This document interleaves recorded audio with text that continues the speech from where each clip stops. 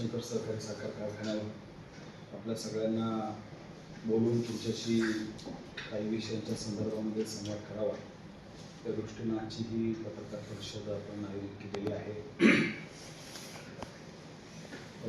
7 डिसेंबरला भीमाशंकर सहकारी साखर कारखान्याची संचालक मंडळाची मीटिंग पार पडली आणि पहिला हप्ता देण्याच्या संदर्भातला विषय हा विषय पत्रिकेवर होता आणि आपल्या सगळ्यांच्या सर्व संचालकांच्या चर्चेनुसार आणि एकंदरीत निधीच्या उपलब्धतेनुसार 3100 रुपये हा पहिला हप्ता देत असताना त्याच मीटिंगमध्ये असा निर्णय झाला की जशी पैशांची उपलब्धता होईल या दृष्टीनं संपूर्ण FRP ही 3272.14 म्हणजे 3273 रुपये ही आपण लवकरात लवकर शेतकऱ्यांना अदा करावे अशा पद्धतीचा निर्णय 7 तारखेच्या संचालक मंडळाच्या मीटिंगमध्ये घेण्यात आलेला होता आणि त्या पद्धतीची प्रेस नोट ही दुसऱ्या दिवशी सर्व पत्रकार वार्ताहर यांना देण्यात आल्यानंतर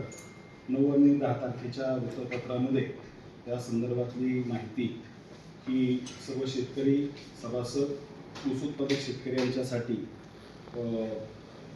वर्तमानपत्रातून प्रसिद्ध झालेली होती हे आपल्या सगळ्यांना लक्षात आहे आणि त्या पद्धतीची जी कात्रणं आहेत ही आपल्या सगळ्यांच्या समोर पण आहेत। यातल्या बऱ्यापैकी वार्तांकन हे आपल्या मार्फतच झालेलं आहे त्यामुळे आपल्याला या सगळ्या गोष्टींची जाणीव आहे।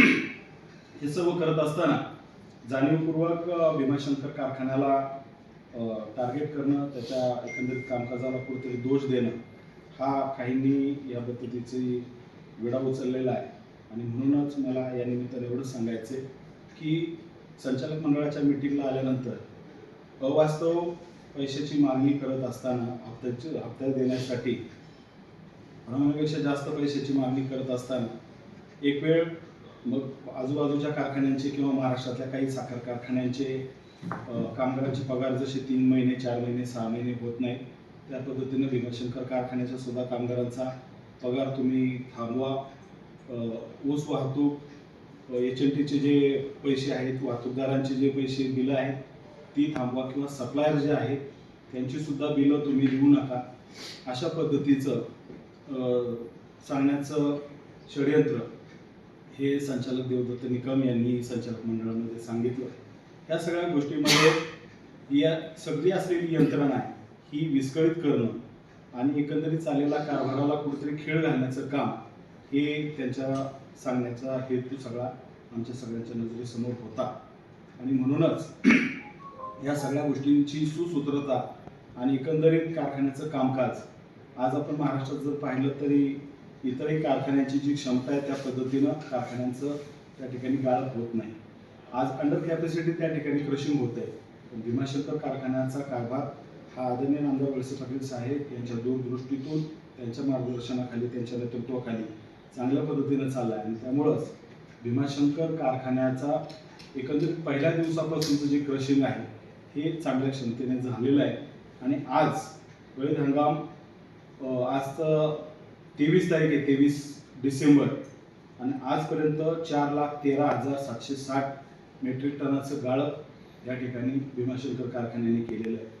8,500च्या आसपास आपलं रोजचं डेली क्रशिंग आपलं भीमाशंकर कारखान्याचं होते आणि एकंदरीत नोंदणीप्रमाणे त्या पद्धतीची तोड आपली कारखान्याने चांगल्या पद्धतीनं शेती विभागानं नियोजन केलेलं आहे। संचालक मंडळ जशा पद्धतीचे निर्देश देईल त्या पद्धतीनं तोडणी प्रोग्राम त्या ठिकाणी राबवला जातो। आता ह्या सगळ्या गोष्टी करत असताना मुळातच संचालक मंडळाच्या मीटिंगमध्ये हे ठरलेलं होतं की 3100 रुपयाचा बाजारभाव देत असताना महाराष्ट्रामध्ये किंवा विशेष करून पुणे जिल्ह्यामध्ये सुद्धा 1-2 कारखाने जर सोडले तर इतर कोणत्याही कारखान्यांनी हा पूर्ण FRP दिलेली नव्हती। आपण संचालक मंडळाच्या मीटिंगमध्ये हे सांगितलेलं होतं की आपण आज 3100 रुपये देऊ आणि जर लवकरात लवकर पैशाची उपलब्धता झाल्यानंतर निधीची उपलब्धता झाल्यानंतर आपण पूर्ण FRP देण्याच्यासाठीचं सूतोवाच संचालक मंडळामध्ये सर्व संचालकांनी आणि विशेष करून चेअरमन बाळासाहेब बेंडे पाटील यांनी केलेलं होतं आणि त्यानुसार आपल्याला निधीची उपलब्धता झाली आणि त्याप्रमाणे आज आपल्या पूर्ण FRP शेतकऱ्यांच्या खात्यावर वर्ग होत आहे. आता दुसरा एक विषय त्यांनी मगाशी त्या ठिकाणी मांडला की भाग विकास निधीच्या बाबत खेळापती सारखा त्या ठिकाणी भाग विकास निधी वापरला जातो आणि वाटला जातो.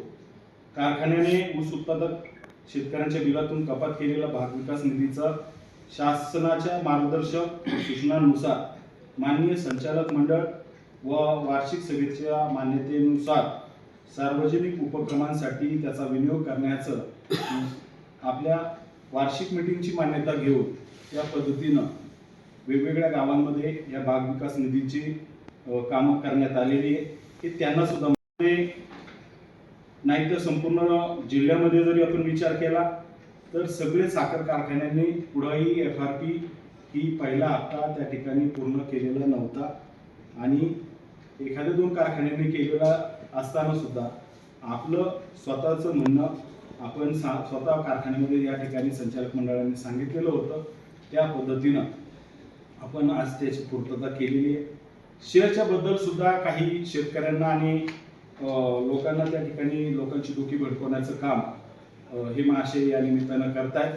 मला या निमित्तानं एवढंच सांगायचंय की सतत ऊस पुरवठा करणाऱ्या ऊस उत्पादकांना कारखान्याचे सभासत्व देण्याच्या दृष्टीनं कारखान्याच्या शेती स्टाफच्या मार्फत आपण पत्रव्यवहार सुरू केलेला आहे.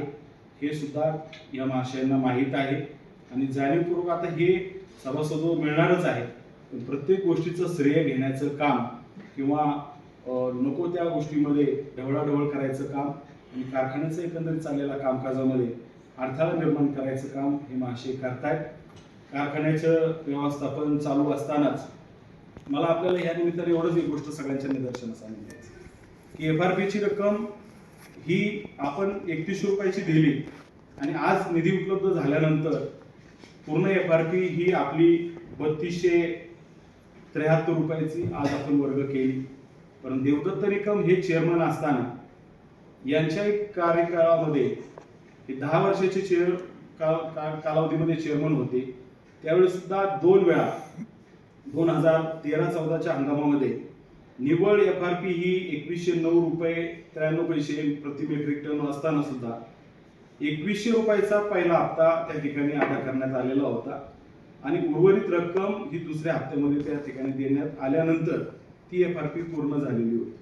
इतकंच नाही तर 2014-15 मध्ये सुद्धा हे चेअरमन असताना ही हंगाम निव्वळ FRP ही 2129.73 प्रति मेट्रिक टन असताना पहिला हप्ता हा 1800 रुपये प्रति मेट्रिक टन व दुसरा हप्ता 76.24 प्रति मेट्रिक टन आणि तिसरा हप्ता अंतिम पेमेंट स्वरूपामध्ये 253.73 प्रति मेट्रिक टन असं 3 टप्प्यामध्ये 2130 रुपये शेतकऱ्यांना अदा केलेले होते. याच्याबद्दलचं सुतोवाच ते कधी केलेलं नाही, परंतु कारखाना हा व्यवसाय आहे, हा बिझनेस आहे आणि जसजशी पैशाची उपलब्धता होईल त्या पद्धतीनं शेतकऱ्यांच्या हिताला लक्षात ठेवून आपण त्या ठिकाणी शेतकऱ्यांच्या हिताचे निर्णय आपण घेतलेले आहेत. याच्यामध्ये एका बाजूला बाहेर गेल्यानंतर शेतकऱ्यांबद्दल कामगारांबद्दल आस्था दाखवायची आणि इथं आल्यानंतर कामगारांचा पगार थांबवा, वाहतूकदारांचे पैसे थांबवा, सप्लायरचे पैसे थांबवा, अशा पद्धतीची काहीतरी विसंगत भूमिका मांडायची ही शोभनीय गोष्ट नाही. आता त्यांच्या बोलण्यामध्ये 2-3 गोष्टींचा उल्लेख होता. भीमाशंकर टॉपलाच होता, टॉपलाच राहायला पाहिजे, परंतु आम्ही या निमित्तानं त्यांनाही सांगू इच्छितो भीमाशंकरचं कामकाज हे कालही चांगलं होतं, आजही चांगलं आहे आणि उद्या सुद्धा चांगलं असेलच.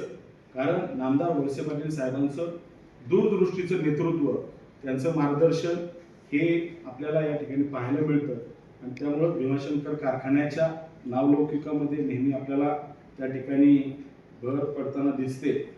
इतर कारखान्यांच्या बाबत काही वेगवेगळ्या त्यांनी भूमिका मांडल्या, परंतु योग्य वेळामध्ये त्याची त्या ठिकाणी उत्तरं दिली जातील.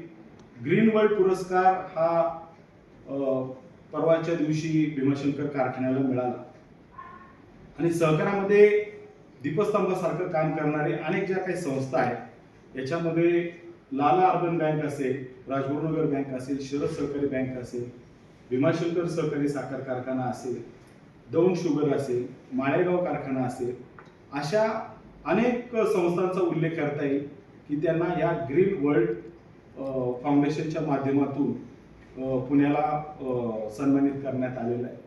पण हे महाशय सांगतायत की कुठेतरी पैसे देऊन हे पुरस्कार घेतले जातात.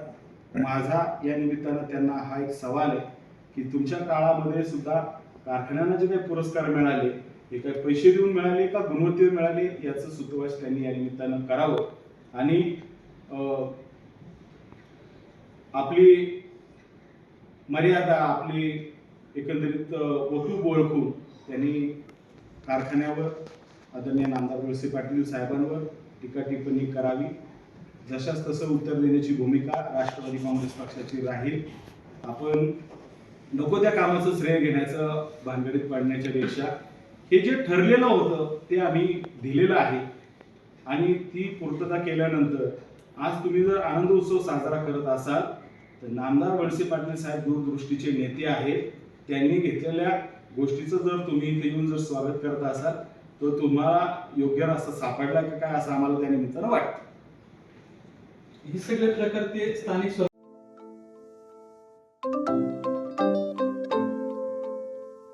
नवनवीन आणि ताज्या घडामोडींसाठी आज 24 तास सबस्क्राईब करा. त्याचबरोबर बेल आयकॉनवर क्लिक करा आणि मिळवा आमच्या बातम्यांच्या नोटिफिकेशन्स. तसेच आज 24 तासची प्रत्येक बातमी आपल्याला कशी वाटली हे कळवा. लाईक करून, कमेंट करून आणि आमच्या बातम्या शेअर सुद्धा करा.